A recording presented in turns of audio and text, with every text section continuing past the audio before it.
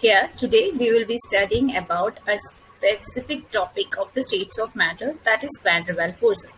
Before trying to understand the four types of van der Waals forces, let us try to decipher the meaning of what exactly is van der Waals forces.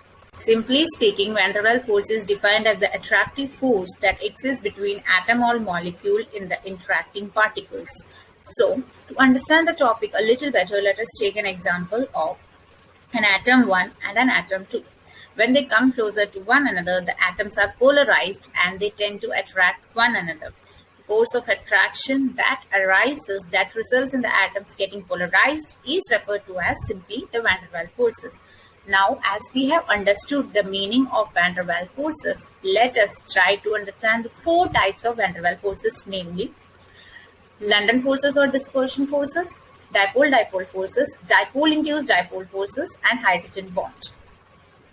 Dispersion force or London force is the weakest van der Waals forces. It is just a temporary attractive force and it usually gets formed when the electrons in two adjacent atoms will occupy space and position to be able to create and form temporary dipoles. Like in the example, we can see that the molecules come closer towards one another, and due to this, there ceases to exist a temporary dipole. Another example is that of the neon atom. When two neon atoms come closer to one another, the even distribution of the electrons changes and there is uneven distribution of electron, which results in a temporary attractive force that is referred to as the dispersion force or the London forces. Another example is the Cl2 molecule, where the atoms of Cl come closer to one another and the uneven distribution of electron tends to create a force of attraction and a temporary dipole.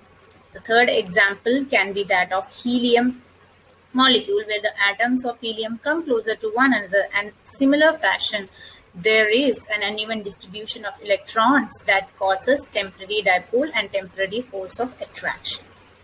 The next is the dipole-dipole forces, which is defined as the forces that cease to exist between polar molecules and is usually existing between the positive end of one molecule and the negative end of another molecule. These forces come into play only when the molecules are close together and they are much weaker than ionic or the covalent bond. As the distance between the molecule gets increased, the force of attraction keeps on decreasing.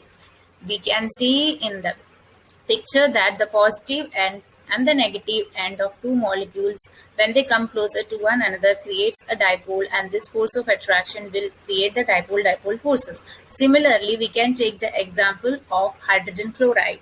Hydrogen chloride molecule, the chlorine atom come closer to the hydrogen atom of the other molecule, due to which there ceases to exist a force of attraction that can be referred to as the dipole-dipole forces. It can only happen between the positive end of one molecule and the negative end of another molecule. And as the distance between, like we took the example of hydrogen chloride, the chlorine atom and the hydrogen atom keeps on increasing, the intensity of this force of attraction will keep on decreasing. So this is the dipole-dipole forces. Next is the dipole-induced dipole forces, and as the name suggests, the dipole interaction between one molecule tends to produce and create a dipole in the other molecule. So it can be defined as the formation of attractive force between the polar molecule that has permanent dipole and a molecule where the permanent dipole is absent.